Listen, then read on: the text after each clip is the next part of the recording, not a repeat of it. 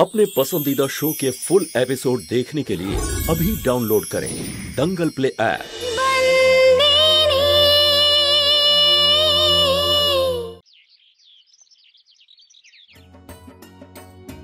খাবার কোথায়? আরে এই তো হ্যাঁ, খাবার দাও। আরে দুটো, মাত্র দুটো। আর ওই জিলিপি সব সরিয়ে দে, সরিয়ে দে। সরা আরে মা, সরা। খেতে দাও না, বাবা তো এখনো যুবক মানুষ। সারা দিন বসে বসে খাচ্ছে। এই কম দে, কম দে, কমা কমা। এই সন্তরি, কোথায় নিয়ে যাচ্ছিস? আমি ওই মুঙ্গির জন্য নিয়ে যাচ্ছি। ওর শরীরটা ভালো নেই, তাই ও নিচে আসতে পারছে না। তাই আমি ওর খাবার ওর ঘরে নিয়ে যাচ্ছি।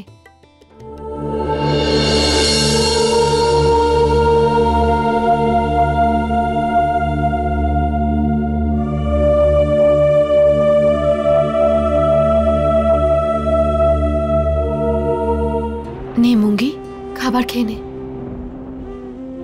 না সন্তু দিদি, তুমি খেয়ে নাও, আমার একদম ইচ্ছে করছে না।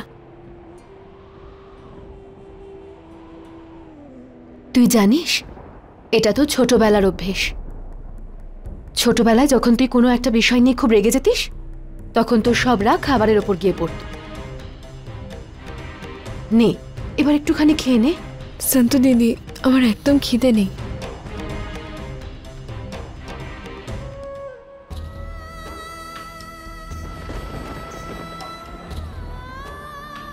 হা করে আমার মুখের দিকে ভাবে তাকিয়ে আছিস কেন রে মূর্খ? কিছু জানিস এই জীবনযাপন সম্বন্ধে তুই? হ্যাঁ হ্যাঁ, সর সর সর সর।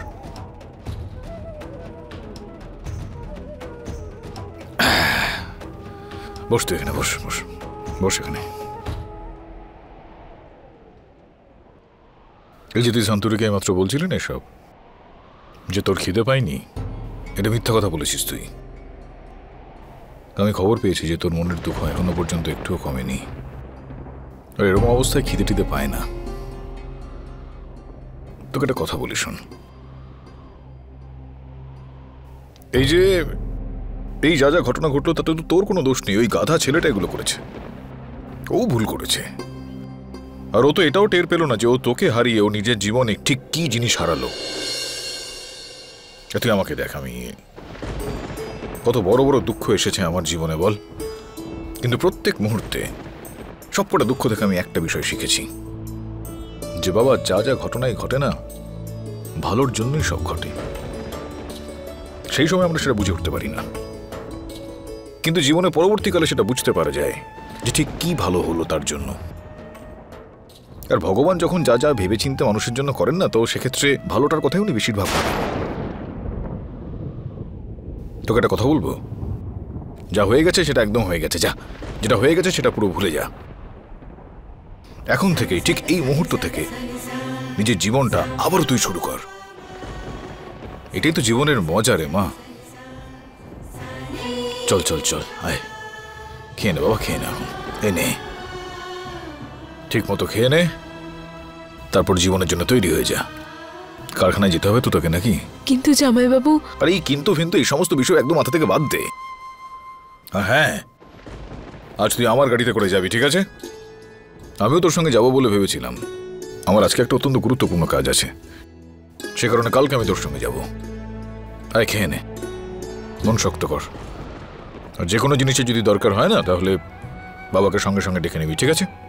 হ্যাঁ, খেয়ে নে।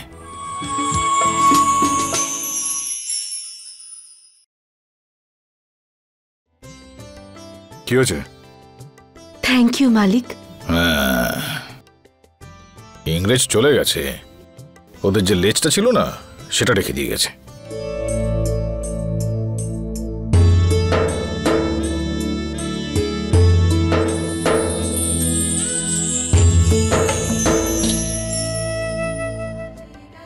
নমস্কার ম্যাডাম। ম্যাডাম, বড় মালিকে গাড়ি পাঠিয়েছেন আপনাকে অফিসে নিয়ে যাওয়ার জন্য। আর ম্যাডাম, আপনার জন্য এই ফুলের তোড়া পাঠিয়েছেন। আজ থেকে তোর নতুন জীবন শুরু হচ্ছে। কারখানাতে কাজ তুই শুরু করতে চলেছিস আজ। ঈশ্বর তোর ভালো করুক, মঙ্গল করুক ঈশ্বর তোর।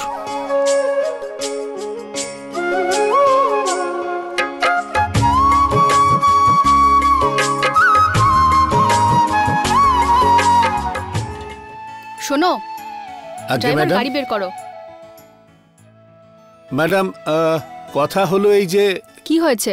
আপনার গাড়ি সার্ভিসিং এ গেছে আর ড্রাইভারও আজকে আসেননি। আমাকে না জিজ্ঞেস করে গাড়িটা সার্ভিসিং এ দিয়েছো, তার উপরে ড্রাইভার আসেনি। ম্যাডাম আপনার বিয়ে হয়েছে তো তাই আজকে ভেবেছে হয়তো আপনি যাবেন না। ও গড, বিয়ে হয়ে গেছে বলে আমি ঘরে বসে থাকবো?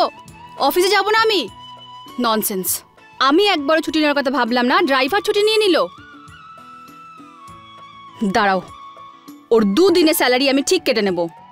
এখন দাঁড়িয়ে দাঁড়িয়ে আমার কি মুখ দেখছো? যাও অন্য গাড়ি বের করো। ম্যাডাম দ্বিতীয় আর কোনো গাড়ি খালি নেই। একটা গাড়িতে হিতেন দাদা তোরাল বৌদিকে নিয়ে ডাক্তারের কাছে গেছে, আর দ্বিতীয় গাড়িতে মা মন্দিরে গেছেন, আর এটা বড় মালিকের গাড়ি, এটাতে মুঙ্গি দিদি অফিসে যাচ্ছেন।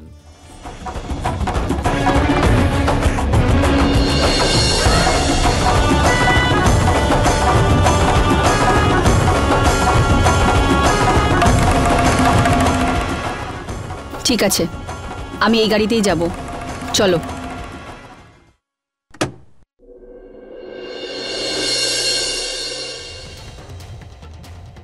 ইটস কোয়াইট সারপ্রাইজিং, তুমিও অফিস যাচ্ছ। ভালো লাগলো এটা দেখে যে তুমি ছুটি নাওনি, আমিও নিইনি। কিন্তু সত্যি বলি, আমি খুব ক্লান্ত।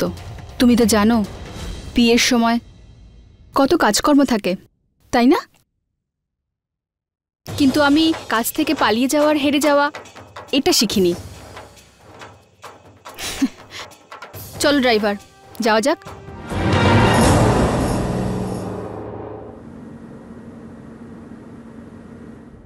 হ্যাঁ সারঙ্গ, কাম অন সারঙ্গ, তুমিও না? এটা আবার বলার কথা নাকি? I love you. হ্যাঁ হ্যাঁ, আমি জানি তুমিও আমাকে অনেকটা ভালোবাসো। হ্যাঁ, আমি তাড়াতাড়ি আসার চেষ্টা করব। না, আমরা বাইরে কোথাও যাব না, কাল সকালে আবার অফিস যেতে হবে, সেই জন্য। তুমি দেখলে তো আজকে অফিস যেতে কত লেট হয়ে গেল, ঘুম থেকে উঠতে দেরি হয়ে গেছে। হ্যাঁ, আমরা যদি সারা রাত কথা বলি তো কাজ কখন করব? রাতে যদি আমরা দেরি করে ঘুমাই, সকালে উঠতে তো দেরি হবেই। Come on Sarang. You know Sarang darling, আজ এতদিন পর আমি মন খুলে হাসছি। এই সব কিছু তোমার জন্য হয়েছে। অনেক হয়েছে। শুধু কি ফোনেই কথা বলবে? সন্ধেবেলা দেখা করছি তো আমরা। হ্যাঁ ঠিক আছে, তোমার জন্য আমি তাড়াতাড়ি ফিরে আসবো। হ্যাঁ, বাইরে ঘুরতে যাব। Bye, love you. দাদা, গাড়িটা একটু সাইড করবেন। আচ্ছা।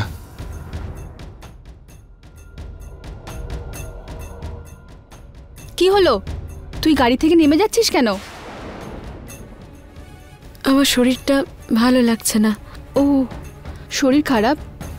তুই যদি বলিস তো আমি ডাক্তারের কাছে ছেড়ে দিই। তার কোনো প্রয়োজন নেই, আমি দেখে নিচ্ছি। হ্যাঁ হ্যাঁ, দেখতেই পাচ্ছি তোর শরীরটা একটু বেশি খারাপ হয়ে গেছে।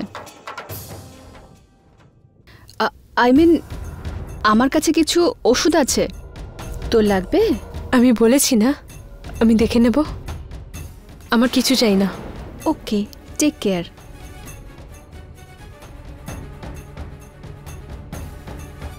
চলো ড্রাইভার।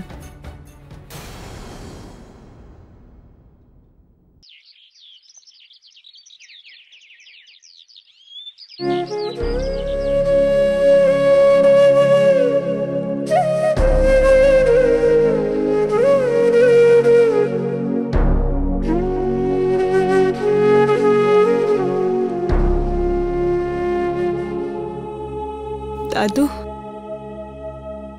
মুঙ্গি, কাঁদছিস কেন রে মা? হ্যাঁ, কেন কাঁদছিস? কাঁদিস না, তোকে আমার দিব্যি দিচ্ছি, বল কেন কাঁদছিস? দাদু, আমি ওই বাড়িতে থাকতে চাই না, আমার ওখানে একদম ভালো লাগে না। জামাইবাবু বলছে ফ্যাক্টরিতে জয়েন করতে, আমি আর পারবো না দাদু, আমি ফ্যাক্টরিও যেতে চাই না। আমি এখানে তোমার সাথে থাকতে চাই। মা শোন, আরে এটা তো তোরই বাড়ি, এখানে যতদিন ইচ্ছে তোর থাকতে পারিস, কিন্তু এতটা ভেঙে পড়িস না মা। দেখছিস না আমার আর দুজন নাতনি কত সাহসী, কত বড় বড় দুর্দিনে লড়াই করেছে, এখনো করে চলেছে।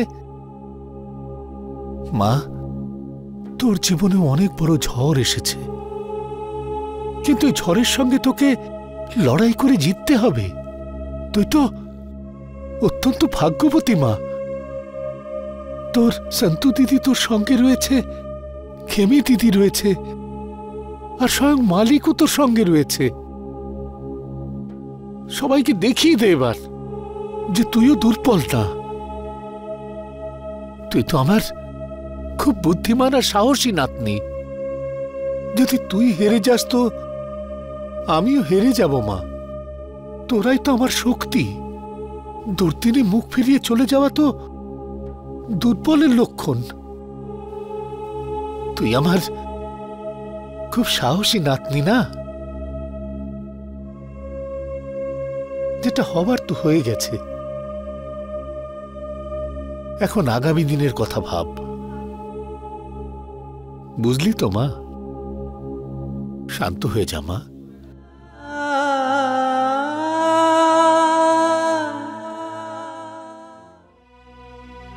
ম্যানেজার, আমাদের কনসাইনমেন্ট এখনো কেন পৌঁছয়নি? কালকে পৌঁছানোর কথা ছিল, এখনো পর্যন্ত কেন পৌঁছয়নি? তোমাকে এটাও মনে করে দিতে হবে যে বীরবা মাইয়া বংশী কাজের ব্যাপারে কতটা পাঞ্চুয়াল। হ্যাঁ না ম্যাডাম, আমি জানি, কিন্তু এই কাজটা তো মুঙ্গি দিদির ছিল। আর ওহ, মুঙ্গি মুঙ্গি যদি কাজে না আসে তাহলে আমাদের সমস্ত কাজ বন্ধ হয়ে যাবে। কাজ তো হয়ে যাবে ম্যাডাম, কিন্তু ওনার মতো হিরে পরকার কেউ করতে পারবেন না। ও গড, তুমি কি বলতে চাইছো? মুঙ্গির মতো কারিগর পৃথিবীতে কোথাও নেই। ও যদি হিরে পালিশ করা বন্ধ করে দেয় তাহলে পৃথিবীর সমস্ত হিরে পালিশ করা বন্ধ হয়ে যাবে। নাও লিসেন টু মি, আমার তোমার কোনো কথা কোনো রকম ভাবে শোনার কোনো প্রয়োজন নেই। টাকা দিয়ে সমস্ত কিছু কিনে নেওয়া যায়। টাকা ফেলো, তুমি প্রচুর হীরের কারিগর পেয়ে যাবে, মুঙ্গির থেকে অনেক ভালো। বুঝতে পেরেছো? যত টাকা লাগবে দাও, আমার এই শহরের সব থেকে বেস্ট কারিগর চাই, খুব তাড়াতাড়ি। তার কোনো প্রয়োজন নেই ম্যাম।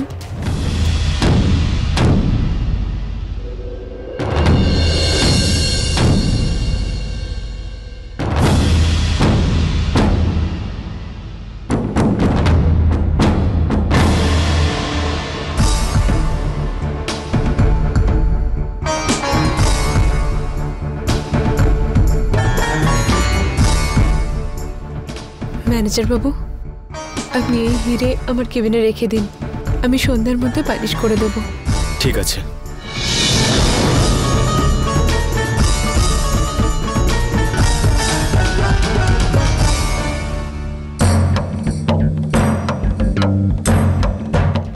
ও,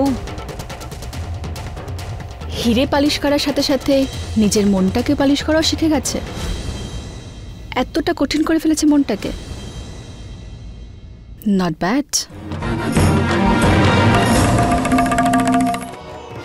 মালকিন, আজকে কি কি রান্না করব? হালকা কিছু বানিয়ে দাও, তেল কম দিয়ে। আর হ্যাঁ, জামাইয়ের খাবারে একটু ঝাল দিও, ওনা তো ঝাল পছন্দ। আচ্ছা। এই শান্তু, এদিকে আয় না একবার। বস। কি হয়েছে মা? আরে বস না রে বাবা, চল বস।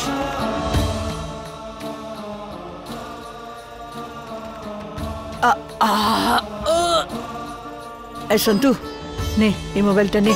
এটা কার মোবাইল মা? আরে সূর্যর।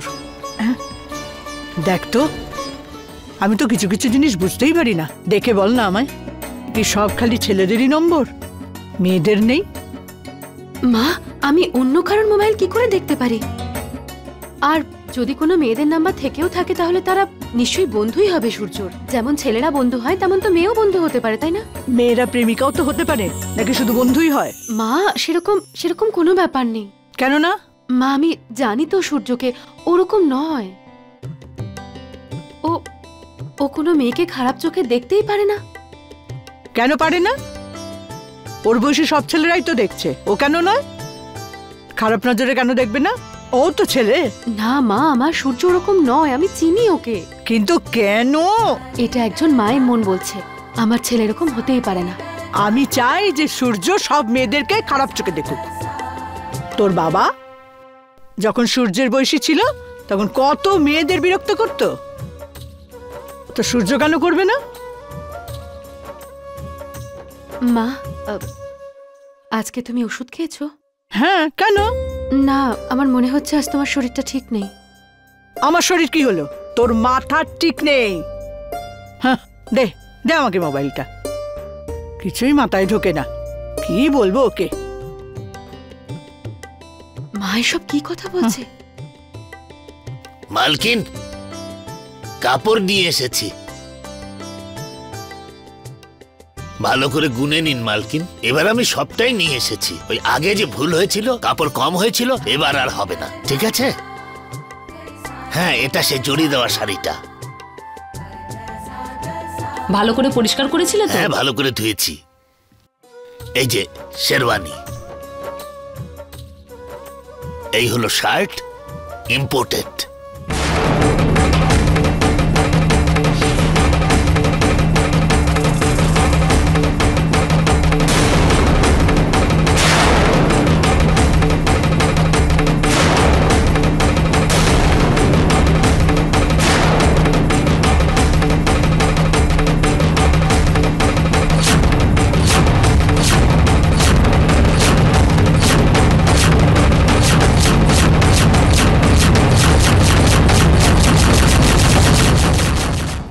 এটা তো লন্ডনের সেই ইউনিভার্সিটির নাম যেটা আমি সেদিন সারাঙ্গের বইতে দেখেছিলাম।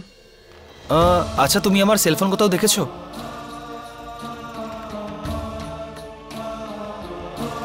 কখন থেকে খুঁজছি, কোথাও পাচ্ছি না। না সূর্য দাদা, আমি জানি না তোমার ফোন কোথায়। কে জানে কোথায় রাখলাম। সূর্য? হ্যাঁ, এই টি শার্টটা তোমার? দেখাও তো। এটা তো বিভার টি শার্ট।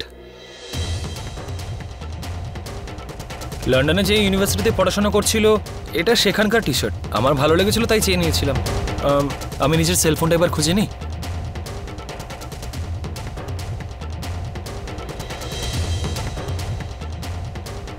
তার মানে সারাঙ্গও সেখানেই পড়তো যেখানে বিভা পড়তো?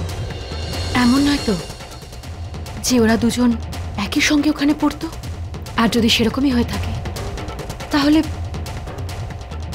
কি এটাও হতে পারে যে ওরা একে অপরকে আগে থেকেই চেনে? কিচ্ছু বুঝতে পারছি না আমি। বিষয়টা তো আরো জটিল হয়ে যাচ্ছে। কোনো কথা তো নিশ্চয়ই লুকিয়ে আছে অতীতের পাতায়, কিন্তু কি?